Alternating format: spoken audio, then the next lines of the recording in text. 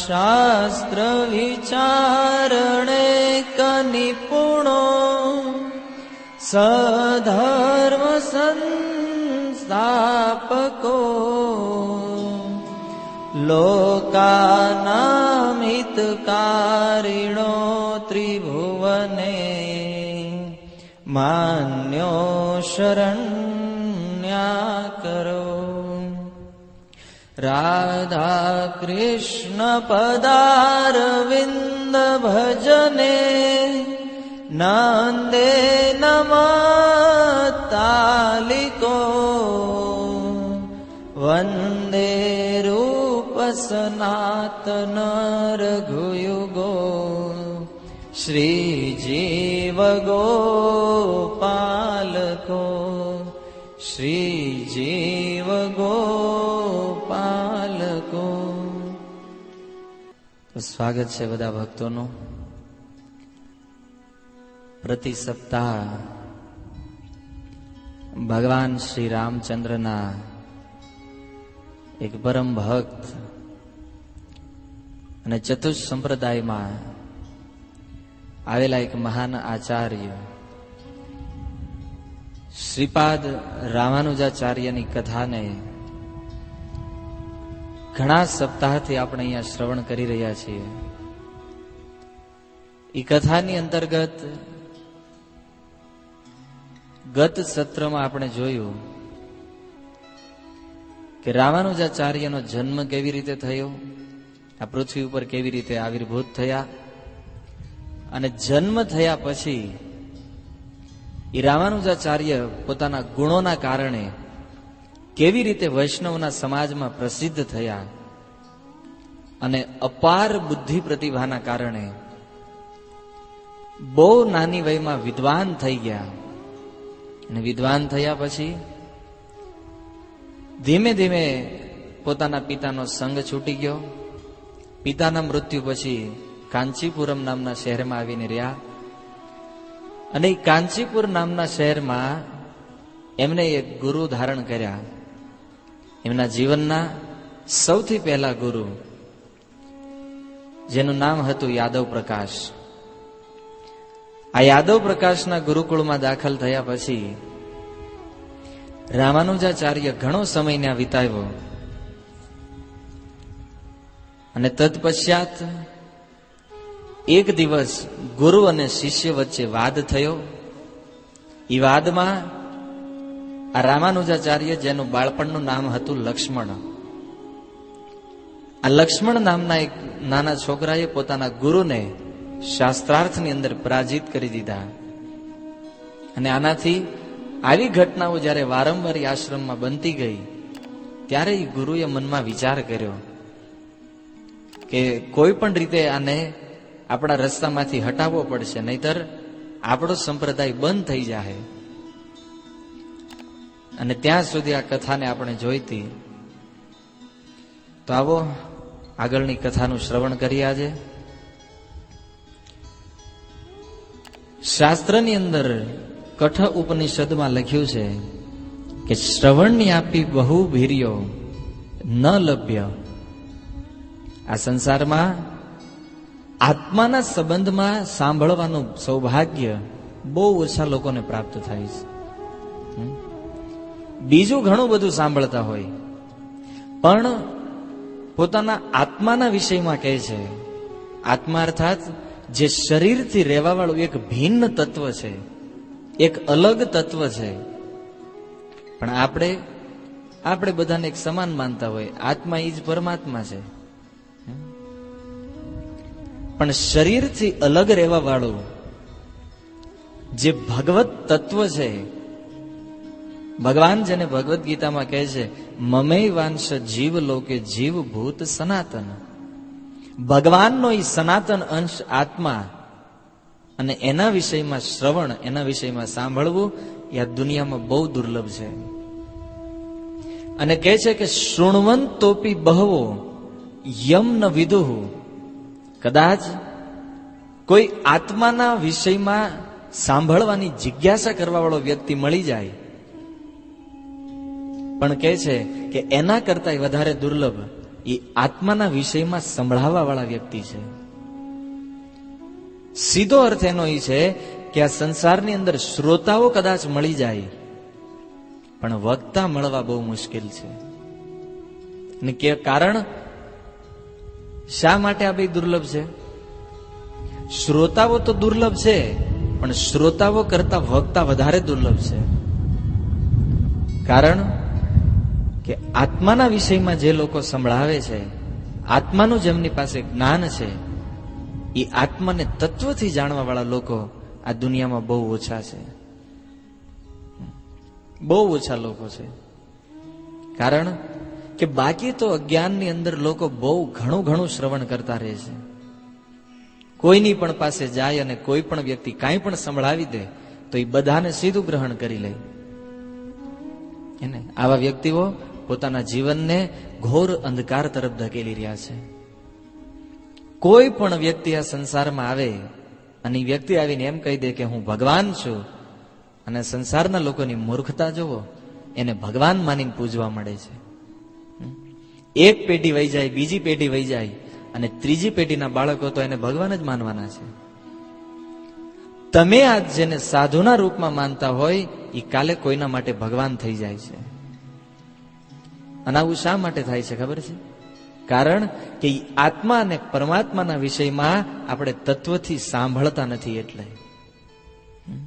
આપણું શ્રવણ બહુ ઓછું છે. અને સાંભળતા હોય તો કોના વિષયમાં? તો કે છે ગ્રામ્ય કથાઓ. આ સંસારની કથા વાર્તાનું એટલું બધું જ્ઞાન છે આપણને કે તમે કોઈ પણને પૂછો કાલે દુનિયામાં શું ઘટના બની હતી, તો બધા લોકોને ખબર હશે. કેમ? કારણ કે ન્યૂઝ રોજ કાનમાં જાય છે. પણ તમે પૂછો કે ભાગવતનો આ પ્રસંગ જાણો છો? તો કે ભાગવત એટલે શું?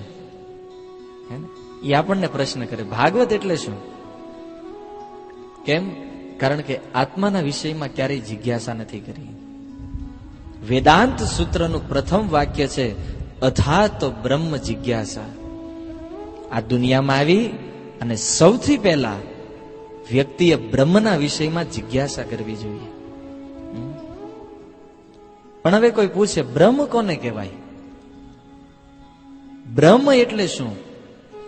તો ઘણા લોકો કહે છે હું બ્રહ્મ છું, તમે બ્રહ્મ છો, જે માયાવાદીઓનું કહેવું છે. ગયા વખતે આપણે માયાવાદ ઉપર વ્યાખ્યા સાંભળી. શું માને છે માયાવાદીઓ? તમે તપસ્યા કરો, સાધના કરો, શાસ્ત્ર ભણો, એક દિવસ તમે ભગવાન થઈ જાઓ. પણ આપણને એ ખબર નથી બ્રહ્મ કોને કહેવાય. બલદેવ વિદ્યાભૂષણ નામના એક બહુ મહાન આચાર્ય લખે છે આના તાત્પર્યમાં કે અથાતો બ્રહ્મ જિજ્ઞાસા નામના સૂત્રમાં જે બ્રહ્મ શબ્દ છે એ સૌથી પહેલા આત્મા માટે ઉપયોગ કરવામાં આવ્યો છે, અને પછી એ જ બ્રહ્મ શબ્દને ભગવાનના વિષયમાં પ્રયોગ કરવામાં આવ્યું છે. ઘણા લોકો એમ કહે છે કે અમે આત્મ સાક્ષાત્કાર કરી લીધો, આત્માના વિષયમાં જાણી લીધું. પણ ભક્તો, આત્મ સાક્ષાત્કાર કરવાનો અર્થ એ થાય કે તમે આત્માના સ્વરૂપને ઓળખો છો. અને આત્મા એટલે શું? આત્મા એટલે આપણે પોતે. તો આત્મ સાક્ષાત્કાર થઈ ગયો એનો મતલબ એવો નથી કે આપણને ભગવત પ્રાપ્તિ થઈ ગઈ છે. આત્મ સાક્ષાત્કાર કર્યા પછી પ્રત્યેક વ્યક્તિએ ભગવત સાક્ષાત્કાર કરવો જોઈએ. જ્યાં સુધી ભગવાનને ન સમજે વ્યક્તિ, ભગવાનની અનુભૂતિ ન થાય, ત્યાં સુધી એનો જે કઈ સાક્ષાત્કાર છે એ ભૌતિક સ્તર ઉપર રહે છે ખાલી. પણ વેદવ્યાસ મહારાજે તો સૂત્ર આપી દીધું અથા તો બ્રહ્મ જિજ્ઞાસા. પણ આ સૂત્રને સમજાવે કોણ? આપણે જો એનું ગુજરાતી કરવી ને તો શું થાય કે બ્રહ્મને જાણો અથાત બ્રહ્મ જિજ્ઞાસા. બ્રહ્મના વિષયમાં જાણવાની જિજ્ઞાસા કરો. હવે પ્રશ્ન થાય ને કે બ્રહ્મ કોને કહેવાય? બ્રહ્મ વિશે તો જાણતા નથી. શબ્દ ઘણી વાર સાંભળ્યો છે કે બધું બ્રહ્મ છે, બધું બ્રહ્મ છે. એવું નથી ભક્તો. તત્વથી આ વાતને જ્યાં સુધી સમજવામાં નહીં આવે ત્યાં સુધી શાસ્ત્ર ક્યારેય આપણને સમજાશે નહીં. અને આવું તત્વ કોણ આપે છે? એ તત્વ આપનાર વ્યક્તિનું નામ છે ગુરુ. અને એટલા માટે કઠ ઉપનિષદમાં કહે છે કે સંસારની અંદર આવો જે આત્માના વિષયમાં ઉપદેશ આપે, આત્મ તત્વ અને ભગવત તત્વને જે સમજાવે, એવા ઉપદેશ કરવા વાળા લોકો બહુ ઓછા છે. અને એટલા માટે લોકો ક્યાંય ને ક્યાંય ફસાય અને ગમે એવું ખોટું શાસ્ત્ર સાંભળી અને પોતાના જીવનને એ પ્રમાણે જીવવાનો પ્રયાસ કરે છે. પણ એ અસત્યમાંથી સત્ય તરફ લાવે. મંગલાચરણમાં શ્લોક ઉચ્ચારણ કર્યું, ઓમ અજ્ઞાન તિમિરાંધસ્ય હે ને જ્ઞાનાંજન શલાકયા. અજ્ઞાનના અંધકારમાંથી જે પ્રકાશ રૂપી જ્ઞાન તરફ લઈ જાય એને કહેવાય ગુરુ. અને આત્મા અને પરમાત્માનું સચોટ જ્ઞાન જ્યાં સુધી પરંપરા પ્રાપ્ત ગુરુ આપણને પ્રાપ્ત ન થાય ત્યાં સુધી આ જ્ઞાન નથી મળતું. એટલા માટે આગળ શ્રીમદ ભાગવતમાં બહુ સુંદર શ્લોક લખ્યો છે, તસ્માત ગુરુમ પ્રપદ્યેત જિજ્ઞાસુ શ્રેય ઉત્તમમ શાબ્દ પરેચ નિષ્ણાંતમ બ્રહ્મણ્યમ ઉપશમ આશ્રયમ. એટલે આ શ્લોકની અંદર જેટલા ગુરુના લક્ષણો બતાવ્યા છે કે જે લોકો જીવના કલ્યાણને જાણવા વાળા છે, શાસ્ત્રની અંદર જે નિપુણ છે અને ભગવાનની જે લોકો અનુભૂતિ કરી ચૂક્યા છે, ભગવાનનો જેને અનુભવ છે, એવા જે ગુરુ હોય એવા ગુરુની શરણમાં જવું જોઈએ. અને રૂપ ગોસ્વામી નામના આચાર્ય ગુરુના લક્ષણ બતાવતા બહુ સુંદર શ્લોક લખે છે કે વાચો વેગમ મનસ ક્રોધ વેગમ જીહવા વેગમ ઉદરોપસ્થ વેગમ એતાન વેગાન યો વિષહેત ધીર સર્વામ અપિમામ પૃથ્વીમ શિષ્યાત. આ શ્લોકમાં ગુરુના 6 લક્ષણ બતાવ્યા છે. પ્રથમ લક્ષણ વાચો વેગમ, જે ગુરુએ પોતાની વાણીને કંટ્રોલ કરી હોય. વાચો વેગમ મનસ, જે ગુરુનું મન પોતાના કાબુમાં હોય. ત્રીજો ગુણ, જેણે ક્રોધને જીતી લીધો હોય. અને ચોથું જીવા, જેણે જીભના રસ ઉપર કાબુ મેળવ્યો હોય. પાંચમું, જેણે પેટના વેગને કાબુમાં કર્યા હોય. અને છઠ્ઠું, જેણે જનેન્દ્રિયના વેગને કાબુમાં કર્યા હોય. આ 6 લક્ષણ જેનામાં દેખાય એ જ વ્યક્તિ આ સંસારમાં ગુરુ બનવાને લાયક છે. રૂપ ગોસ્વામી આ વાતને લખી રહ્યા છે. અને આ 6 લક્ષણ જે ગુરુમાં ન હોય એને ગુરુ ન સમજવા જોઈએ. એ લોકો માત્ર આ સંસારને છેતરવા માટે બેઠા છે, બીજા લોકોને ઉલ્લુ બનાવવા માટે. પણ ગુરુ તો કદાચ આપણને છેતરી જાય, પણ આપણને ભગવાને બુદ્ધિ આપી છે તો કમસે કમ આપણને તો ખબર હોવી જોઈએ ને કે આ ગુરુ યોગ્ય છે કે નથી. ગુરુની સામે કોઈ વ્યક્તિ ધન રાખે અને ગુરુ તરત પ્રસન્ન થઈ જાય, પણ જેની પાસે ધન ન હોય એવા શિષ્યને ગુરુને મળવા લાઈનમાં ઉભું રહેવું પડે. આ ગુરુના લક્ષણ નથી. પણ કહેવાનું તાત્પર્ય એ છે ભક્તો કે ગુરુના આ જે લક્ષણો શાસ્ત્રમાં બતાવ્યા છે, આ લક્ષણો જો એ ગુરુમાં ન હોય એવા બધા ગુરુઓ આ સંસારમાં પાખંડી ગુરુઓ છે. શ્રી હરિભક્તિ વિલાસમાં સનાતન ગોસ્વામી લખે છે કે ષટ કર્મમાં નિપુણ હોય, ચારેય વેદનું જ્ઞાન હોય, બધું શાસ્ત્ર પૂર્ણ રીતે જાણતા હોય, પણ જો ભક્ત ન હોય તો એને ગુરુ ન કરવા જોઈએ. પણ ગમે એવા શુદ્ર કુળમાં જેનો જન્મ થયો હોય, નીચેમાં નીચ કુળમાં એનો જન્મ હોય, પણ કૃષ્ણને તત્વથી જો જાણતા હોય તો એને ગુરુના રૂપમાં સ્વીકાર કરવો જોઈએ. સાંભળો છો ને, ચરિતામૃતમાં આપણે સાંભળ્યું છે, કિબા વિપ્ર કિબા ન્યાસી શુદ્ર કેને નહીં, જય કૃષ્ણ તત્વવેત્તા સહી ગુરુ હૈ. મહાપ્રભુને પૂછ્યું કોઈએ ગુરુ કેવા હોવો જોઈએ, ત્યારે મહાપ્રભુ આ શ્લોક કહે છે એના જવાબમાં કે કૃષ્ણને જે તત્વથી જાણતા હોય, એનામાં પછી ભલે એને શાસ્ત્રનું જ્ઞાન ન હોય, એને વેદનું જ્ઞાન ન હોય, પણ કૃષ્ણને જે તત્વથી જાણતા હોય એ વ્યક્તિ આ સંસારમાં ગુરુ કરવા લાયક છે. તો યાદવાચાર્ય જે લક્ષ્મણના ગુરુ હતા એનામાં ગુણ બધા હતા, પણ એક વાતની કમી કે એ માયાવાદી હતા, માયાવાદનો આશ્રય લીધો હતો. અને લક્ષ્મણની આ પ્રગતિ જોઈ આપણે ગયા વખતે સાંભળ્યું કે છાંદોગ્ય ઉપનિષદના એક મંત્ર કપ્યાસમ પુંડરીકમ એવમ અક્ષિણી ઉપર જે વિવાદ થયો હતો, જે વાદ થયો હતો, એ વાદને બે માંથી એકય નહોતા ભૂલ્યા. નહોતા રામાનુજાચાર્ય ભૂલ્યા કે નહોતા યાદવ પ્રકાશ ભૂલ્યા. બે વ્યક્તિ વાદ કરે અને એ સમય યાદવ પ્રકાશના મનમાં આવ્યું કે આ રસ્તાનો કાંટો જો હું નહીં કાઢું તો ભવિષ્યમાં બહુ મોટો પ્રચારક બનશે. અને શું કરશે? તો પ્રચારક બની અને એના વૈષ્ણવ મતોનું સ્થાપન કરશે અને માયાવાદ જે છે એ માયાવાદનો સંપ્રદાય બંધ થઈ જાય એક દિવસ. તો એણે વિચાર કર્યો કે આ રસ્તાનો કાંટો જો કાઢવો હોય તો આ એમ નામ તો નહીં, આને મારી નાખવો પડશે. વિચાર કરો, પાખંડી ગુરુઓનું આ એક લક્ષણ છે કે જ્યારે એ ગુરુને પોતાનો સ્વાર્થ પૂરો ન થાય ત્યારે પોતાનો સ્વાર્થ પૂરો કરવા માટે એ શિષ્યની હત્યા કરતા નથી અચકાતા. જો યાદવાચાર્યએ મનમાં વિચાર કર્યો કે આ રામાનુજને મારી નાખવો છે, આની હત્યા કરી નાખવી છે, પણ આશ્રમમાં ઘણા બધા બાળકો હતા. હત્યા કરે તો બધાને ખબર પડી જાય કે રામાનુજે આ બાળકની હત્યા કરી છે. એટલા માટે એણે પહેલા નક્કી કર્યું કે આશ્રમની અંદર ગુરુકુળમાં ભણવા વાળા બધા બાળકોને પહેલા પોતાની બાજુ લઈ લઉં. ભૌતિક જગતમાં આવા ગુરુઓની કમી નથી ભક્તો કે જે લોકો પોતાના અનુયાયીઓ બનાવવામાં પડ્યા છે કે આટલા લોકો મારા અંડરમાં રહેવા જોઈએ, આટલા લોકો મારા છે, આ મારી પાસે રહેવા જોઈએ. અને શું કરે છે? તો એ ગુરુ પોતાનું પાપ કર્મ જે છે એ પોતાના પાપમાં આવા શિષ્યોને ભાગીદાર બનાવી દે સાથે.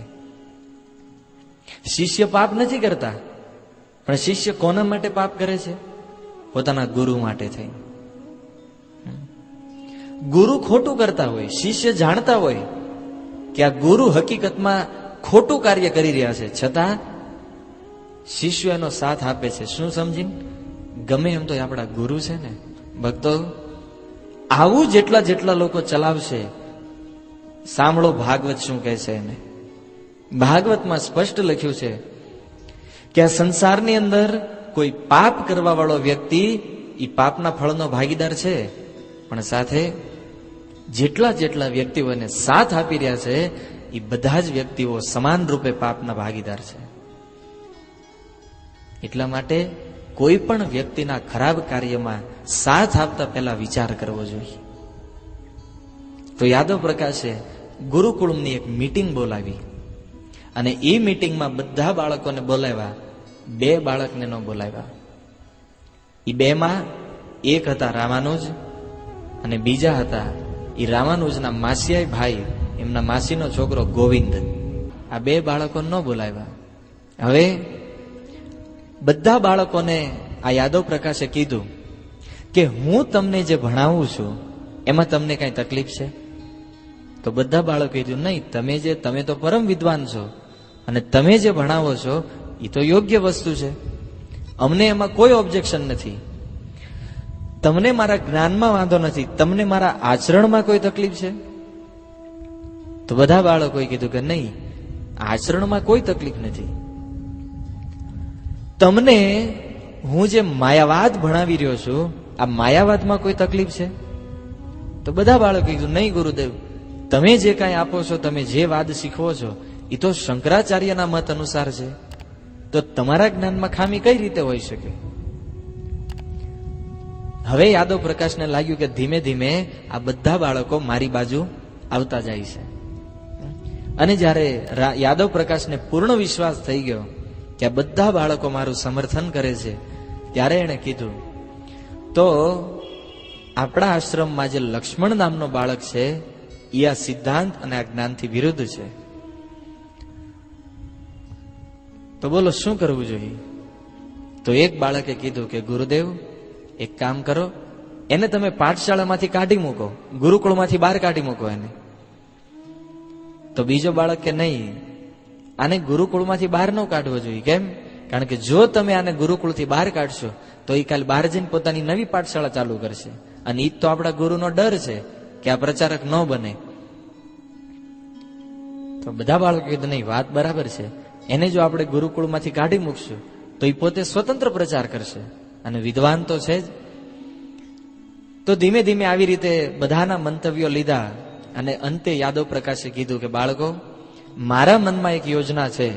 જો તમે એ યોજનામાં સાથ આપવા ઈચ્છતા હોય તો હું તમને યોજના જણાવું. ત્યારે યાદવ પ્રકાશે બહુ સરળ ભાષામાં બાળકોના મનમાં ઉતરી જાય એવી રીતે સમજાવ્યું કે આપણે ઉત્તર ભારતમાં ગંગા સ્નાન માટે એક યાત્રાનું આયોજન કરીએ અને એ યાત્રામાં આપણે જયારે રસ્તામાં જઈશું ત્યારે વચ્ચે વિંધ્યા પર્વત આવે છે.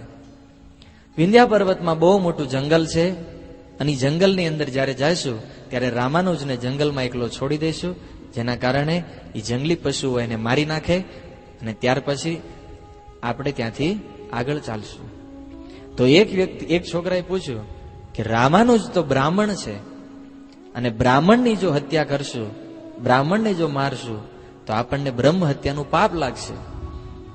તો યાદવ પ્રકાશે કીધું કે જો રામાનુજને મારવાથી આપણને બ્રહ્મ હત્યાનું પાપ લાગે તો ઈ પાપને આપણે ગંગામાં સ્નાન કરી અને ઈ પાપને આપણે ધોઈ નાખશું. જો મૂર્ખ ગુરુઓની, આજે તમે બધા અહીં બેઠા છો, તમને લાગે છે આવી રીતે પાપ જાય? આપણી પાસે ભલે શાસ્ત્રનું જ્ઞાન ન હોય, ખાલી મનથી વિચાર કરો, જાય પાપ એવી રીતે? પણ કે છે ને, આ સંસારના ગુરુઓ પાસે એવી ટ્રીક હોય કે પોતાની વાતને બીજા લોકોને સમજાવવા માટે કાંઈક ને કાંઈક રસ્તો ગોતેલો હોય. એને પાપ ભલે લાગે પણ એ પાપને આપણે ધોઈ નાખશું. પછી શ્રીમદ ભાગવતના 6 સ્કંદની શરૂઆતમાં પરીક્ષિત મહારાજ સુખદેવ ગોસ્વામીને બહુ સુંદર પ્રશ્ન કરે કે પ્રભુ, આ સંસારની અંદર લોકો ચાહતા નથી કે હું પાપ કરું, છતાં શા માટે પાપ કરે છે? ત્યારે સુખદેવ ગોસ્વામી કહે છે કે સત્વ, રજ અને તમ, આ 3 ગુણોનો આધાર લઈ અને પ્રત્યેક વ્યક્તિ આ સંસારમાં પાપ કરે છે, પણ એ પાપથી જો બચવું હોય તો પ્રાયશ્ચિત કરવું પડે. પરીક્ષિત મહારાજે પૂછ્યું, કેવા પ્રકારનું પ્રાયશ્ચિત કરવું જોઈએ? સુખદેવ ગોસ્વામી કહે છે કે નાના પાપ માટે નાનું પ્રાયશ્ચિત છે, મોટા પાપ માટે મોટું પ્રાયશ્ચિત કરવું જોઈએ. અને એ સમયે એક બહુ સુંદર ઉદાહરણ પરીક્ષિત મહારાજ રજૂ કરે છે ભાગવતમાં કે જેવી રીતે એક હાથી સ્નાન કરવા માટે નદીમાં ઉતરે, કલાકોના કલાકો એ હાથી સરોવરમાં, જળાશયમાં સ્નાન કરે અને જેવો બહાર આવે એવો પાછો ધૂળમાં આળોટે. હવે જો એને બહાર આવીને ધૂળમાં જ આળોટવું હતું તો એને સ્નાન શા માટે કર્યું? એની જેમ આ સંસારમાં એક વખત લોકો પાપ કરે અને પછી પ્રાયશ્ચિત જો થઈ જતું હોય તો લોકો પ્રાયશ્ચિત શા માટે કરે છે? કારણ કે પ્રાયશ્ચિતનો તો કોઈ મતલબ રહ્યો નહીં.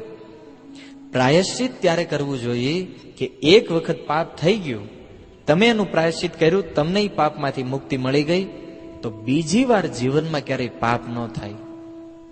ત્યારે તમારું એ પ્રાયશ્ચિત સત્ય ગણાય. પણ અહીંયા આવી રીતે શાસ્ત્રના સિદ્ધાંતોનો આશ્રય લઈ અને ગુરુઓ પોતાના શિષ્યોને ગેરમાર્ગે દોરી રહ્યા છે. યાદવ પ્રકાશે એ જ કર્યું કે રામાનુજ ભલે મરી જાય પણ એની હત્યાનું પાપ આપણને નહીં લાગે, કારણ કે આપણે ગંગામાં સ્નાન કરી લઈશું. તો બધા બાળકો સહમત થયા, બધા લોકો યાત્રા માટે તૈયાર થયા અને રામાનુજને ખબર પડી કે આપણી તે એક યાત્રા જઈ રહી છે અને આપણે યાત્રા માટે ઘણું ઘરવાળાને પૂછતા હોય, કોઈ પત્નીને પૂછતું હોય, કોઈ માતા પિતાને પૂછતા હોય કે ભાઈ કાર્તિકમાં યાત્રામાં જવાનું છે. અને વૈષ્ણવ માતા પિતા હોય તો ઠીક છે, નહીતર થોડીક આનાકાની થાય કે વૃંદાવન શા માટે જવું જોઈએ? કારણ કે લોકો ફરવા માટે મહાબળેશ્વર અનેક જગ્યાએ જતા હોય. તો રામાનુજે પોતાની માતાને પૂછવા માટે ગયા. બધા લોકો ગંગા સ્નાન માટે જાય છે, મારી જવાની ઈચ્છા છે. અને આ વાત જયારે એમના માતા કાંતિમતીએ સાંભળી તો બહુ ખુશ થઈ મનમાં કે સારું છે કે મારો પુત્ર ગંગાજીમાં સ્નાન કરવા માટે જઈ રહ્યો છે અને આવું સૌભાગ્ય એના જીવનમાં ક્યાંથી હોય. પણ બીજી ક્ષણે એના મનમાં વિચાર આવ્યો પહેલા તો કઈ વાહનની સગવડ નહોતી. અત્યારે જેમ આપણે ટ્રેનમાં બુકિંગ કરાવવું પડે, ત્યાં જઈને આશ્રમનું બુકિંગ કરાવવું પડે, પ્રસાદની વ્યવસ્થા. પહેલાના સમયમાં લોકો યાત્રા પગે ચાલીને કરતા. તો કાંતિમતી દેવીએ વિચાર કર્યો કે રહેવાનું જે સ્થાન છે કાંચીપુરમ, એ દક્ષિણ ભારતમાં છે અને ગંગા નદી જે છે એ ઉત્તર ભારતમાં છે. તો દક્ષિણ ભારતથી ઉત્તર ભારત જવા માટે કેટલાય મહિનાઓનો સમય લાગી જાય. 6-7 મહિના જવા માટે અને 6-7 મહિના ત્યાંથી પાછા ફરતા લાગી જાય. અને મનમાં વિચાર કર્યો કે મારે બીજો તો કોઈ આશ્રય છે નહીં પુત્ર સિવાય, અને જો હું આને ગંગા સ્નાન કરવા માટે મોકલી દઈશ તો લગભગ 1.5 વર્ષ જેવો સમય હું મારા પુત્રના વિયોગમાં રહેવું પડશે. મારે 1.5 વર્ષ સુધી મારા પુત્રનું મોઢું હું નહીં જોઈ શકું. પણ છતાં વિચાર કર્યો કે નહીં, ગંગાજીમાં સ્નાન કરશે તો મારા પુત્રને ગંગાજીના આશીર્વાદ પ્રાપ્ત થશે અને એની ભક્તિમાં પ્રગતિ થશે. એટલા માટે એમની મનમાં ઈચ્છા તો નહોતી, છતાં રામાનુજને કીધું ઠીક છે, તમે યાત્રા કરવા માટે જાઓ. આ બાજુ રામાનુજ દ્વારા માતા પાસેથી પરમિશન લીધી અને ગોવિંદ જે એમના ભાઈ હતા એમણે તેમની માતા દીપ્તિમતી પાસે રજા માંગી અને આ બે ભાઈઓ રામાનુજાચાર્યના સંઘમાં ભળી ગયા. હવે ધીમે ધીમે ચાલતા ગયા એ જંગલમાં. લગભગ 2 મહિના જેવો સમય વીત્યો અને 2 મહિનાના સમય પછી આ યાત્રાનો આખો સંઘ એ વિંધ્યા પર્વતની નજીક પહોંચ્યા. તો જેવા વિંધ્યા પર્વત પાસે પહોંચ્યા, યાદવ પ્રકાશે ફરીને પાછી મીટિંગ બોલાવી અને એ સમયે આ રામાનુજ અને ગોવિંદને કીધું કે તમે બે જંગલમાં જઈને લાકડા લઈ આવો, ત્યાં સુધી અમે પ્રસાદની વ્યવસ્થા કરીએ. અને આ બાજુ બધા શિષ્યોને ભેગા કરીને સમજાવ્યું કે જો આ સ્થાન રામાનુજને મારવા માટે બિલકુલ યોગ્ય સ્થાન છે. અહીંયા આપણે આસાનીથી રામાનુજને મારી નાખશું. રામાનુજને આપણે અંદર જંગલમાં છોડી અને આપણે બધા આગળ નાસી જઈશું. પણ એ જંગલમાં એને કેવી રીતે છોડવો એના પ્લાનિંગનો બધું વિચાર કરતા હતા. પણ કહે છે ને, આ દુનિયાનો ગમે એવો મોટો ચોર હોય, ગમે એવો મોટો આતંકવાદી હોય, એ કોઈને કોઈ સબૂત જરૂર છોડીને જાય હે ને, કાંઈક સાબિતી એની રહી જાય પાછળ. કારણ કે કોઈ પૂર્ણ હોશિયાર નથી હોતું, બધાની ઇન્દ્રિય અપૂર્ણ છે. તો આ બાજુ યાદવ પ્રકાશને તો એવી ભાન નહોતી કે છોકરાઓના મોઢે આવી વાત ન કરાય, કારણ કે છોકરાઓ તો બહાર જઈને ચર્ચા કરશે તો કોઈને ખબર પડશે. પણ એના મનમાં હતું કે અહીંયા ક્યાં બીજું કોઈ છે. હવે આ છોકરાઓ બધા જયારે એ જંગલમાં ગયા, બધા પોતપોતાના કામમાં વ્યસ્ત હતા, ત્યારે રામાનુજના ભાઈ ગોવિંદ, એ ગોવિંદે 2-3 છોકરાઓને વાત કરતા સાંભળી લીધા. એની કઈક પ્લાન બનાવતા હશે કે રામાનુજને કેવી રીતે જંગલમાં છોડવા, કેવી રીતે મારવા. આ પ્લાનિંગ ગોવિંદે સાંભળ્યો અને તરત જ એ સ્થાનને છોડી એ રામાનુજ પાસે આવ્યા અને રામાનુજને આવીને કીધું કે રામાનુજ, આખી ઘટના બતાવી કે યાદવ પ્રકાશ દ્વારા તમને મારવા માટે બહુ મોટું ષડયંત્ર રચવામાં આવ્યું છે. અને રામાનુજે જયારે આ વાત સાંભળી, એના હૃદયમાં અપાર દુઃખ થયું. સાંભળ્યું હતું કે દુશ્મનની હત્યા કરે, મિત્ર ક્યારેક વિશ્વાસઘાત કરીને મિત્રની હત્યા કરે, પણ એક ગુરુ ઉઠીને એક શિષ્યની હત્યા કરે. અને એ શા માટે? ખાલી પોતાની પ્રતિષ્ઠા બચાવવા માટે, પોતાનું સન્માન બચાવવા માટે. અરે સંસારમાં એવા એવા ગુરુઓ છે કે જે પોતાના શિષ્યોને આગળ કરી અને પોતે પાછળ રહી ગયા છે. ગુરુના વિષયમાં અનેક વિચાર, હજારો વિચાર 1 સેકન્ડમાં રામાનુજની સામે પસાર થઈ ગયા. હજી વિશ્વાસ નહોતો આવતો રામાનુજને કે ગુરુ મારી હત્યા કરે. અને ત્યારે રામાનુજે એ વિચારને છોડી અને ગોવિંદને કીધું, ગોવિંદ, તું આ લોકો સાથે યાત્રામાં જા અને હું અત્યારે જ આ સ્થાનને છોડીને નીકળી જાઉં છું. અને આ બાજુ ગોવિંદ તરત જ યાદવ પ્રકાશના સંઘમાં ભળી ગયા, જેવી રીતે કે ગોવિંદને કોઈ વાતની ખબર જ નથી. બધાને એમ જ હતું કે ગોવિંદને કાંઈ ખબર નથી. અને આ બાજુ રામાનુજે કોઈ દિશા ખબર નહીં, કઈ બાજુ જવું, કઈ બાજુ ગામ આવશે, કઈ બાજુ રસ્તો છે. એ ઊંડા જંગલમાં ચાલતા ગયા અને રાતનો સમય, રાત પડી ગઈ જંગલમાં. હવે રામાનુજે વિચાર કર્યો કે અહીંયા આટલા જંગલી પશુઓ છે, હું એકલો છું, કોઈ રસ્તોય ખબર નથી કે હું જે દિશામાં જાઉં છું એ દિશા બરાબર છે કે ખોટી છે. એ ખબર નથી કે આપણી દિશા કઈ બાજુ છે, કાંચીપુરમનો રસ્તો કઈ બાજુ છે. રામાનુજ એકલા જંગલમાં ચાલતા ગયા અને મનમાં આવી રીતે વિચાર કરતા જાય. એ સમયે કોઈ સ્ત્રી અને પુરુષ, એક પતિ પત્નીનું એક જોડકું એમને એ જંગલમાં મળ્યું. અને એ જંગલમાં રામાનુજ વિચાર કરે કે આવા ગાઢ જંગલમાં જ્યાં મનુષ્યનો તો અવાજ મળવો સંભવ જ નથી, એવા ગાઢ જંગલમાં આ બે વ્યક્તિ શું કરે છે, અહીંયા કોણ છે? તો અંધારામાં બહુ પરિચય દેખાતા નહોતા, પણ અવાજ ઉપરથી ખબર પડી કે કોઈ વ્યક્તિ છે. તો રામાનુજે એમને પૂછ્યું કે ભાઈ તમે કોણ છો અને આ જંગલમાં આવી રાત્રિના સમયે શા માટે અહીંયા ફરી રહ્યા છો? ત્યારે એ જે બે પતિ અને પત્ની હતા એણે કીધું કે અમારું અહીંયા નજીકમાં એક ગામ છે અને પશુઓને અને પક્ષીઓને મારવું એ અમારો ધંધો છે, કારણ કે અમે શિકારી છીએ. તો કે શિકારી છો ઠીક છો, પણ રાતના સમયે શા માટે અહીંયા આવ્યા? રાતે તો કોઈ શિકાર મળવાનો નથી. ત્યારે એ બે દંપતીએ બહુ સુંદર વાત કરી કે અમારે કાંચીપુરમ જવું છે. તો રામાનુજને આશ્ચર્ય થયું કે તમારું ગામ અહીંયા છે, તમે લોકો વિંધ્ય પર્વતમાં રહ્યો છો, તો તમારે કાંચીપુરમ શા માટે જવું છે? ત્યારે બે વ્યક્તિએ કીધું કે અમે શિકારી છીએ અને થોડા સમય પહેલા અમારા ઘરે એક સાધુ આવ્યા હતા. એ સાધુએ અમને કીધું કે જીવનભર તમે આ પશુ અને પક્ષીઓને માર્યા છે, તમને બહુ પાપ લાગ્યું છે, અને તમારે જો આ પાપનું પ્રાયશ્ચિત કરવું હોય, આ પાપને નષ્ટ કરવું હોય, તો કાંચીપુરમની અંદર ભગવાન વરદરાજનો વિગ્રહ છે. તમે વરદરાજની પાસે જાઓ અને વરદરાજની પાસે જઈ તમારા પાપ અપરાધની ક્ષમા માંગો, કારણ કે વરદરાજજી સાક્ષાત ભગવાન છે, એ તમને ક્ષમા કરી દેશે. અને એટલા માટે અમે લોકો કાંચીપુરમ જઈ રહ્યા છીએ. અને દંપતીએ પૂછ્યું કે તારે ક્યાં જવું છે? તો કે મારે કાંચીપુરમ જવું છે. તો આશ્ચર્ય થયું, બે વ્યક્તિ કાંચીપુરમ જવા માટે જઈ રહ્યા છે. ત્યારે રામાનુજે કીધું કે હું મારા ગુરુ સાથે ઉત્તર ભારતની યાત્રામાં નીકળ્યો હતો, હવે હું એમના સંગથી વિખૂટો પડી ગયો છું. વૈષ્ણવનું એક લક્ષણ જોવો ભક્તો. રામાનુજે એમ ન કીધું કે મારા ગુરુએ મને મારી નાખવા માટે ષડયંત્ર કર્યું હતું અને એટલા માટે હું આ દિશામાં ભાગી રહ્યો છું. કારણ કે વૈષ્ણવ હતા ને, અને વૈષ્ણવનો આ ગુણ છે કે વૈષ્ણવો અદોષદર્શી હોય. વૈષ્ણવ ક્યારેય બીજામાં દોષ નથી જોતા. અને એટલે આ રામાનુજ એ દંપતી વિશે બહુ વાર્તાલાપ થયો.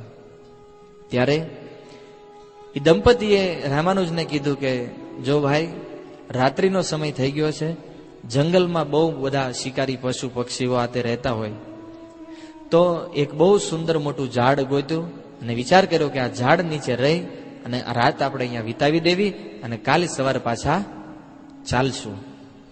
હવે જેવા એ ઝાડ નીચે વિશ્રામ કરવા માટે બેઠા, તો એ સમયે એ દંપતીમાં જે સ્ત્રી હતી એણે એના પતિને કીધું કે મને તરસ લાગી છે, ક્યાંકથી પાણી ગોતી દો. ત્યારે એ શિકારીએ કીધું કે જો રાત ઘણી થઈ ગઈ છે, અત્યારે પાણી ક્યાં શોધવા માટે જઈશું? સવાર સુધી તમારી તરસને પકડી રાખો, સહન કરવા તરસને, અને સવાર પડતાની સાથે હું પાણી લાવી દઈશ. તો રાત્રિ વિતાવવા માટે આ ત્રણેય એ ઝાડ નીચે સૂતા. અને જેવો સૂર્યોદય થયો, થોડો સૂર્યનો પ્રકાશ જ્યારે આકાશમાં આવ્યો, તો રામાનુજને યાદ હતું કે આ સ્ત્રી જે છે એને પાણીની તરસ લાગી છે. એટલા માટે રામાનુજે નજીકમાં જોયું કે આજુબાજુમાં કોઈ એવું સ્થાન હોય કે જ્યાં પાણી મળી રહે, તો હું ત્યાંથી પાણીની વ્યવસ્થા કરું. થોડે દૂર જોયું તો ત્યાં એક કૂવો હતો. અને કેવો કૂવો હતો? જૂના જમાનાના જે લોકો છે ને એને ખબર હશે, પેલા પગથિયા વાળા કૂવા હતા કે જેનાથી તમે કૂવામાં નીચે ઉતરી શકો. તો રામાનુજ ધીમે ધીમે એ પગથિયાથી કૂવામાં ઉતરતા ગયા અને જે મોટા વૃક્ષના જે મોટા પાન હોય એનું એક દડિયો બનાવી એ દડિયામાં પાણી લઈને સ્ત્રીને આપ્યું. એકવાર આપ્યું તો એ સ્ત્રીએ કીધું હજી વધારે આપો. તો રામાનુજ બીજી વાર પાણી લેવા માટે ગયા. બીજી વાર પાણી આપ્યું તો કે હજી વધારે પાણી આપો. રામાનુજ ત્રીજી વાર પાણી લેવા માટે ગયા. ત્રીજી વાર પાણી લાવીને આપ્યું, પીધું તો કીધું હજી વધારે પાણી પીવું છે. આપણે બધું એમ કેવી હાથે પીએ હે ને, કારણ કે આપણી વૈષ્ણવતા ઘડીક જ ટકે હે ને. શરૂઆતમાં આપણે નમ્ર હોય અને થોડી વાર એની નમ્રતા જો રિપીટ થઈ જાય પછી આપણું રિયલ સ્વરૂપ પ્રગટ થાય. આપણે કહી દઈએ ભાઈ હાથે કરી લે હવે. પણ રામાનુજ ગયા, ચોથી વાર પાણી લેવા માટે ગયા. ત્યારે ચોથી વાર જયારે પાણી લઈને આવ્યા તો જોયું કે સ્ત્રી અને પુરુષ બેય ગાયબ, બેમાંથી એકય નહોતા. તો રામાનુજ તો ચિંતામાં આવી ગયા કે માંડ એક સહારો મળ્યો તો કે મને કોઈ કાંચીપુરમ પહોંચાડે, અને ઈ સહારો તે હવે આ બે વયા ગયા. હવે શું કરી, જંગલમાં એકલો થઈ ગયો પાછો. તો પાછો દિવસ થઈ ગયો તો એટલે જંગલનો રસ્તો જેવો સ્પષ્ટ દેખાણો તો એ રામાનુજે આગળ ચાલવાનું ચાલુ કર્યું. ચાલતા ગયા તો જોયું કે સામેથી એક વ્યક્તિ આવતો હતો. એ વ્યક્તિને આવતા જોયો એટલે રામાનુજે એને ઉભો રાખીને પૂછ્યું, ભાઈ મારે કાંચીપુરમ જવું છે, તો કાંચીપુરમનો રસ્તો કઈ બાજુ છે? તો એટલે ભાઈએ કીધું કે તું સ્વસ્થ છો કે તને કોઈ બીમારી છે? તો કેમ એવું પૂછો, હું એકદમ સ્વસ્થ છું. એ કે ભાઈ તું જે કાંચીપુરમનો રસ્તો પૂછે છો તું કાંચીપુરમમાં જ ઉભો છો. તો રામાનુજ કે કેવી રીતે સંભવ છે? હું તો છે એક ઉત્તર ભારતમાં હતો અને એક રાતમાં હું કાંચીપુરમ કેવી રીતે આવી ગયો? પેલા ભાઈ કે તું મને નથી ઓળખતો પણ હું તને ઓળખું છું. તું યાદવ પ્રકાશના ગુરુકુળમાં એક વિદ્યાર્થી છો અને તને વિશ્વાસ ન આવતો હોય તો સામે એક મંદિર બતાવ્યું, જોઈ લે. આ વરદરાજજીના મંદિરનો ઘુમ્મટ દેખાય છે. અને રામાનુજે ધ્યાનથી જોયું કે હકીકતમાં એ કાંચીપુરમ પહોંચી ગયા હતા. ને વિચાર કર્યો કે મને જે રસ્તો બતાવવાળા વ્યક્તિ હતા એ બીજું કોઈ નહીં, સ્વયં લક્ષ્મી નારાયણ હતા. સાક્ષાત ભગવાન લક્ષ્મી ને નારાયણ એ શિકારીના રૂપમાં આવીને મને રસ્તો બતાવ્યો. પણ એ કે હું ભગવાનને ન ઓળખી શક્યો. એટલો પછતાવો થયો એના હૃદયમાં, બહુ દુઃખ લાગ્યું. સાક્ષાત ભગવાન મને મદદ કરવા માટે આવ્યા અને હું ભગવાનને ન ઓળખી શક્યો. અને એ સમયે રામાનુજ શ્રીમદ ભાગવતના પ્રથમ સ્કંદના 8મા અધ્યાયની કુંતી મહારાણીની જે પ્રાર્થના છે એ પ્રાર્થનાને યાદ કરીને એક પછી એક શ્લોકો ગાવા મળ્યા. અને જેમ જેમ એ કુંતી મહારાણીની પ્રાર્થનાને ગાતા જાય એમ એના હૃદયમાં, એના શરીરમાં અષ્ટ સાત્વિક વિકાર પ્રગટ થયા અને જોર જોરથી કીર્તન કરવા માંડ્યા. હવે આવું જયારે સવારના પહોરમાં ચાલતું હતું એ સમયે રામાનુજે જોયું કે 3 સ્ત્રીઓ એ કુવા પાસે પાણી ભરવા માટે આવી. તો એ 3 સ્ત્રીઓને જોઈ તો રામાનુજે પોતાને રોકી લીધા કે આ લોકો જો મને જોઈ જશે તો એને ખબર પડી જશે કે નિશ્ચિતાની સાથે કંઈક ઘટના થઈ છે.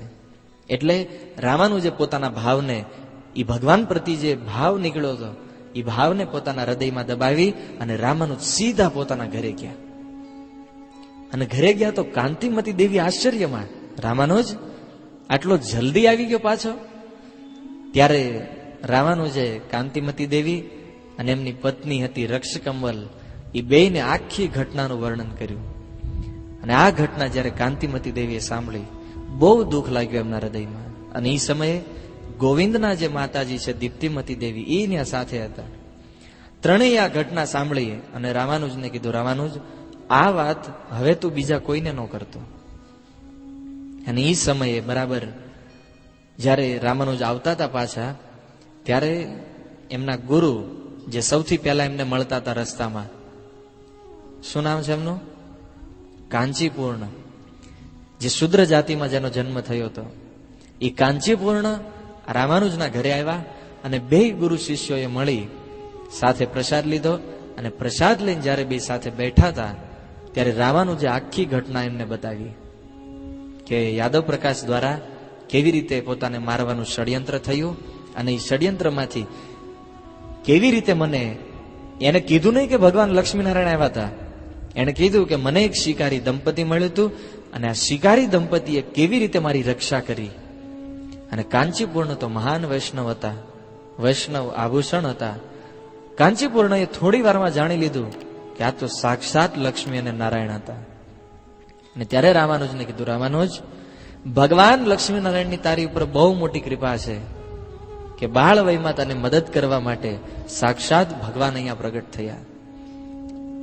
અને આવી રીતે રામાનુજ અને રામાનુજના ગુરુ કાંચીપૂર્ણ એ બે ઘણા દિવસો, મહિનાઓના મહિના સુધી, કારણ કે ગુરુકુળમાં તો વેકેશન હતું, બધા યાત્રામાં ગયા હતા, એટલે તો રોજ કાંચીપૂર્ણ રામાનુજના ઘરે આવે અને રોજ બે ગુરુ અને શિષ્ય બેઠા બેઠા કૃષ્ણ કથાઓ કરે, સાથે પ્રસાદ લે. અને આવી રીતે કૃષ્ણ કથાનું આસ્વાદન કરતા કરતા ઘણો સમય વીતી ગયો. અને આ બાજુ યાદવ પ્રકાશ તો મનમાં ખુશ થઈ ગયા. પોતાના શિષ્યોને કીધું કે જાઓ જંગલમાં જોવો રામાનુજ ક્યાં છે, કારણ કે બીજાને સારું લગાવવું પડે ને, દેખાવ કરવા માટે ખાલી. બધાને કીધું કે જંગલમાં જઈને ગોતો રામાનુજ ક્યાં છે. બધા શિષ્યોને અલગ અલગ દિશામાં મોકલ્યા, પણ રામાનુજ ક્યાંથી મળે. બધા શિષ્યો પાછા આવીને કીધું, ગુરુદેવ, રામાનુજ નથી. નિશ્ચિત લાગે છે કે રાત્રિના સમયમાં કોઈ પશુઓએ એમને મારી નાખ્યા છે. તો યાદવ પ્રકાશ તો મનમાં ખુશ થયા કે જે કામ માટે આપણે યોજના બનાવતા હતા એ યોજના ભગવાને પૂરી કરી દીધી. સમજો, આમાંય ભગવાનનો આભાર માને છે, આમાંય ભગવાનને ચડાવી દીધા કે આપણે રામાનુજને મારવાના હતા, એની બદલે ભગવાને મારી નાખ્યા. નહીં તો મનમાં ખુશ થઈ ગયા. અને બધા શિષ્યોને કીધું કે ઠીક છે, ચાલો આપણે આગળ. યાદવ પ્રકાશી પોતાનો યાત્રાનો સંઘ લઈ અને ઉત્તર ભારતની અંદર હરિદ્વાર આ બધા ક્ષેત્રોમાં ગયા, ગંગાજીમાં સ્નાન કર્યું, અને સ્નાન કરી અને ઘણા મહિના પછી કાંચીપુરમ જયારે પાછા આવ્યા, અને પાછા આવી એને કીધું કે સૌથી પહેલા આપણે રામાનુજના ઘરે જ આવવું જોઈએ. કેમ? કારણ કે જે માતાનો પુત્ર વયો ગયો, આ લોકોના મનમાં તો એમ જ છે ને, રામાનુજ વયા ગયા છે, તો એ કે આપણે થોડોક શોક પ્રગટ કરવા માટે એમના ઘરે જઈએ. તો શોક પ્રગટ કરવા માટે જેવા ઘરે આવે તો જોયું કે રામાનુજ તો એના ઘરે ઉભા છે. તો આશ્ચર્ય થયું યાદવ પ્રકાશને કે અમારી પહેલા રામાનુજ કેવી રીતે અહીંયા પહોંચી ગયા. તો યાદવ પ્રકાશને તો મનમાં એમ જ હતું કે કોઈને આપણા કાવતરાની ખબર નથી, આપણા ષડયંત્રને કોઈ નથી જાણતું. તો યાદવ પ્રકાશ તો પહેલાની જેમ, જેવી રીતે પહેલા મળવા આવતા હતા એવી રીતે જ કાંતિમતી દેવીને પ્રણામ કર્યા. પ્રણામ કરીને રામાનુજને કીધું કે ભગવાનની તારી ઉપર બહુ મોટી કૃપા છે કે તું કુશળ ક્ષેમ અહીંયા ઘરે પાછો આવી ગયા. રામાનુજને કીધું કે રામાનુજ, અત્યાર સુધી જે કાંઈ આપણી વચ્ચે થયું એ બધું ભૂલી જાઓ, અને હવે તમે પાછા ગુરુકુળમાં આવો, પાછા તમે પાઠશાળામાં દાખલ થઈ જાઓ. આપણે હવે નવેસરથી શાસ્ત્રનું અધ્યયન કરશું. આવી રીતે આપણી ભાષામાં જો કહેવી તો માખણ લગાવી, અને યાદવ પ્રકાશ એ પોતાના ગુરુકુળમાં પાછા આવી ગયા. પણ રામાનુજ તો જાણતા હતા. પણ એક બીજી ઘટનામાં બની કે યાદવ પ્રકાશ જ્યારે રામાનુજને મળવા માટે આવ્યા તો ગોવિંદના માતા જે દીપ્તિમતી છે એને પૂછ્યું, ઠીક છે રામાનુજ તો પાછો આવી ગયો, પણ મારો પુત્ર ગોવિંદ ક્યાં છે? કારણ ગોવિંદ નહોતા આવ્યા સાથે. ત્યારે યાદવ પ્રકાશે કીધું કે અમે જ્યારે ગંગાજીમાં સ્નાન કરતા હતા કાશી વારાણસીની અંદર, તો એ સમયે બધા ભક્તો જ્યારે સ્નાન કરવા માટે ગંગાજીમાં ડૂબકી લગાવી, એ સમયે ગોવિંદે ડૂબકી લગાવી. અને ગોવિંદે જ્યારે ગંગાજીમાં ડૂબકી લગાવી તો એને ગંગાજીમાંથી એક શિવલિંગ પ્રાપ્ત થયું. અને શિવલિંગ પ્રાપ્ત થયું તો એ શિવલિંગના કારણે એના હૃદયમાં શિવજી પ્રત્યે એવી શ્રદ્ધા જાગી, એવી શ્રદ્ધા ઉત્પન્ન થઈ કે અમે જ્યારે પાછા ફરતા હતા ત્યારે એને નિશ્ચય કર્યો કે હું શિવજીની ભક્તિ કરીશ. અને શિવજીની ભક્તિ કરવા માટે એ કાલહસ્તી નામના એક શહેરમાં રોકાઈ ગયા, જ્યાં શિવજીના બહુ મંદિર છે. કાલહસ્તીમાં, વારાણસી નજીક છે આ શહેર. તો યાદવાચાર્ય કીધું કે તમારો ગોવિંદ જે છે એ કાલહસ્તીમાં શિવજીનો ભક્ત થઈ ગયો છે, શૈવ બની ચૂક્યો છે. તો દીપ્તિમતી બહુ ખુશ થયા કે સારું, કમસે કમ આપણો છોકરો ભક્તિમાં તો લાગ્યો છે. આજની માતા હોય તો કદાચ વિચાર કરે હે ને, લેવા માટે જાય પાછા. કોઈ પુત્ર વિચાર કરે કે મારે ફૂલ ટાઈમ મંદિરમાં જવું છે, બ્રહ્મચારી થઈને ભજન કરવું છે, તો આજના માતા પિતાઓ શું કહે કે તારે જેટલી ભક્તિ કરવી હોય એટલી કરે, ઘરે રહીને કરે, અમે તને બધી સુવિધા આપશું. પણ પોતાના પુત્રો જયારે સાધુ થાય ત્યારે ખુશ કોણ થાય ખબર છે? જે માતા પિતાઓ ભગવાનના પરમ ભક્ત હોય, જે ભગવાનને પૂર્ણ રીતે માનતા હોય, એ જ ખુશ થાય. બાકી તો ચિંતા થાય કે આપણો છોકરો વયો ગયો, હવે કોણ ખવડાવશે, શું કરશે? કારણ કે આપણને ભગવાન ઉપર શ્રદ્ધા નથી હોતી, અને શ્રદ્ધાના અભાવમાં આપણે જીવનનો ઘણો મોટો લાભ જતો કરતા હોઈએ છીએ. આપણને એમ હોય કે હું જીવનની અંદર બહુ મોટી વસ્તુ પ્રાપ્ત કરી રહ્યો છું, પણ એનું પરિણામ એ છે ભક્તો કે આપણે જાણતા નથી કે જીવનનો બહુ મોટો લાભ એ આપણે ચૂકી રહ્યા છીએ. અને આવી રીતે રામાનુજ પાછા યાદવાચાર્યના ગુરુકુળમાં દાખલ થયા. ધીમે ધીમે શાસ્ત્ર ઉપર ચર્ચા થતી ગઈ. અને આ બાજુ એક વખત યામુનાચાર્ય જે હતા, યાદ આવે છે યામુનાચાર્ય? કોણ હતા એ? નાથ મુનિના પૌત્ર, જે ખજાનો લેવા માટે શ્રીરંગમ ગયા હતા, અને એ ખજાનાના રૂપમાં શ્રી રંગનાથજીને પ્રાપ્ત કર્યા હતા. હવે એ યામુનાચાર્ય વૈષ્ણવોના મહાન આચાર્ય બની ચુક્યા હતા, અને એમની ઉંમર લગભગ 80-85 વર્ષ આસપાસ થઈ ગઈ હતી. એ યામુનાચાર્ય એકવાર વિચાર કર્યો કે કાંચીપુરમમાં વરદરાજજીનો જે વિગ્રહ છે, એ વરદરાજજીના દર્શન કરવા છે મારે. તો પોતાના અમુક શિષ્યોને સાથે લઈ, કારણ કે યામુનાચાર્ય શ્રીરંગમમાં રહેતા હતા, તો એ શ્રીરંગમમાંથી પોતાના શિષ્યોને સાથે લઈ કાંચીપુરમ વરદરાજજીના દર્શન કરવા માટે આવતા હતા. અને એ સમયે યામુનાચાર્યએ જોયું કે સામે થોડા લોકો જઈ રહ્યા હતા, કંઈક બહાર જતા હતા, સંઘ નાનો એવો. અને એ સંઘ હતો આ યાદવ પ્રકાશ અને રામાનુજ, બધા સાથે કંઈક જતા હતા બહાર. તો યામુનાચાર્યએ પૂછ્યું એમના શિષ્યોને કે સામે જે વ્યક્તિ જઈ રહ્યો છે એ કોણ છે? તો કે બહુ મોટો માયાવાદી પંડિત છે, જેનું નામ યાદવ પ્રકાશ છે. તો યામુનાચાર્યની નજર રામાનુજ ઉપર ગઈ. રામાનુજને જ્યારે યામુનાચાર્યએ જોયા તો એમના શિષ્યોને કીધું કે એમની સાથે જે છોકરો ચાલે છે ઈ કોણ છે? ત્યારે એમના જે શિષ્યો હતા એમણે રામાનુજનો પરિચય આપ્યો કે ગુરુદેવ, આ રામાનુજ જે છે એ પરમ વૈષ્ણવ છે, બહુ મહાન વૈષ્ણવ છે. તો એ ક્યાં માયાવાદીઓ સાથે શું કરે છે? તો એ કહે છે યાદવાચાર્યનો વિદ્યાર્થી છે, એટલે એમની સાથે રહે છે. પણ આ એવો પરમ વૈષ્ણવ છે કે એણે સર્વ ખિલમ ઇદમ બ્રહ્મ ઉપર વ્યાખ્યા લખી છે. આટલી નાની ઉંમરમાં એણે વેદાંત સૂત્ર ઉપર ટીકા લખી છે, અને એ ટીકા એટલી પ્રસિદ્ધ થઈ છે કે આખો વૈષ્ણવ સમાજ એની ટીકાઓને માને છે. અને યામુનાચાર્યએ રામાનુજની ટીકા વાંચી હતી, એટલે એને વધારે પરિચય આપવાની જરૂર ન પડી. સમજી ગયા કે રામાનુજ એક બહુ મહાન વૈષ્ણવ છે. પણ પ્રશ્ન એ હતો કે આ માયાવાદીઓ સાથે શું કરે છે? યામુનાચાર્યના મનમાં પ્રબળ ઈચ્છા થઈ કે જઈને હું આ રામાનુજને મળું, પણ જોયું કે સાથે યાદવાચાર્ય હતા. એટલે યામુનાચાર્યએ એમના શિષ્યોને કીધું કે હું રામાનુજને નહીં મળું, કારણ કે એક માયાવાદી સાથે છે, અને હું માયાવાદીઓનો સંગ નથી કરતો. એટલા માટે યામુનાચાર્યએ રામાનુજને મળ્યા નહીં.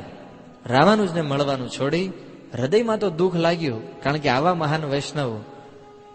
અને યામુનાચાર્યના મનમાં ઈચ્છા હતી કે મારા ગયા પછી આ વૈષ્ણવ સંપ્રદાયની ધારા જો કોઈ સંભાળી શકે એવું હોય તો એ આ રામાનુજ છે. અને એટલે એને રામાનુજને મળવું હતું, પણ રામાનુજ એક માયાવાદી સાથે હતા, અને યામુનાચાર્ય માયાવાદીઓનો સંગ નહોતા કરતા.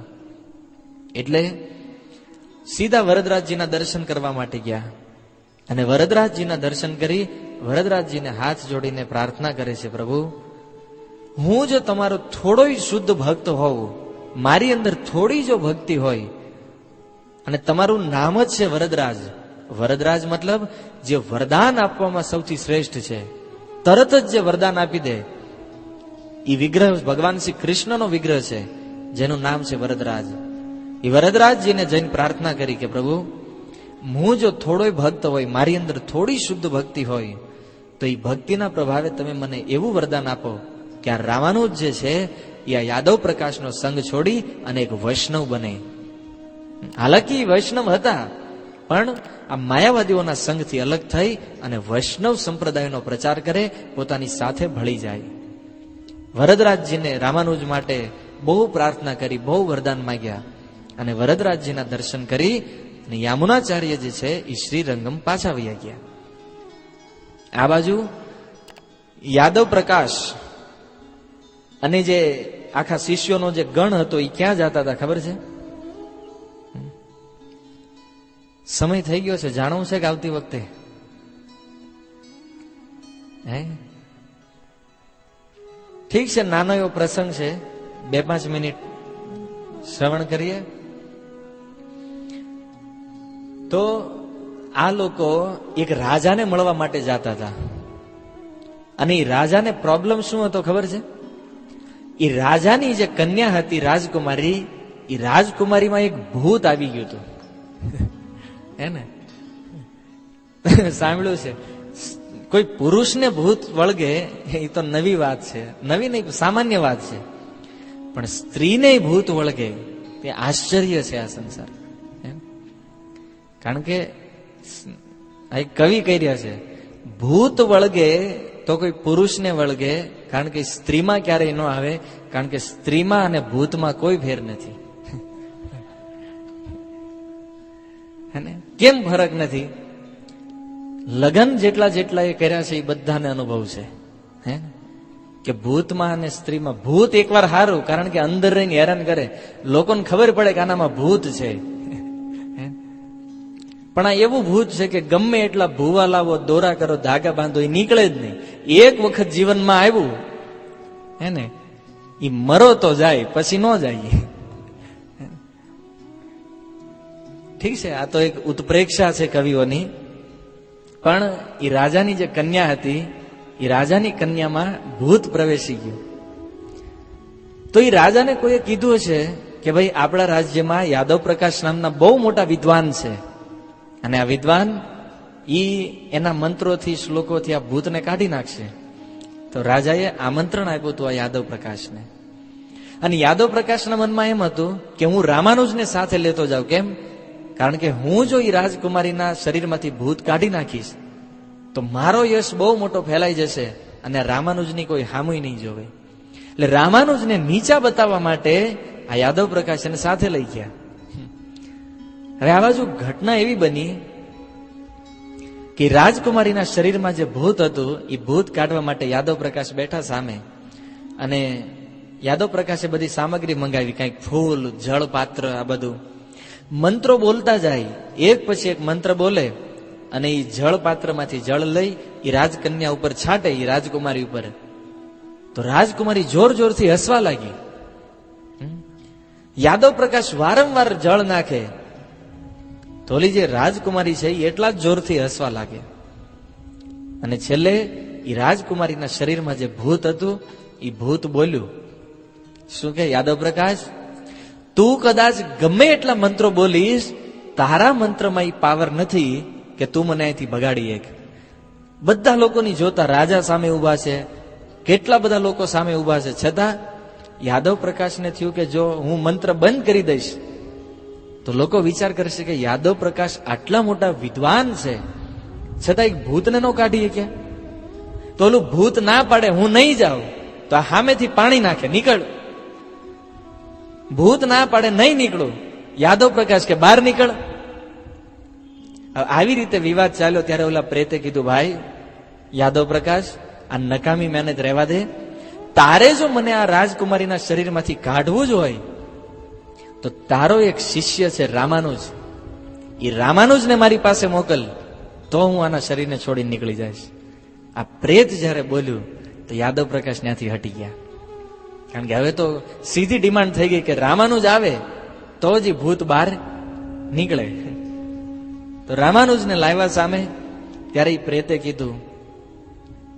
તો રામાનુજાચાર્ય સીધો પ્રશ્ન કર્યો પેલા ઈ પ્રેતને કે તું આ રાજકુમારીના શરીરમાં આવીને બેઠો છો, પેલા મને એ બતાવ્યું કે મારા ગુરુએ જયારે મંત્ર બોલ્યા અને તારી ઉપર એ મંત્રેલું જે અભિમંત્રી જળ નાખ્યું તો તું બહાર કેમ ન નીકળ્યું?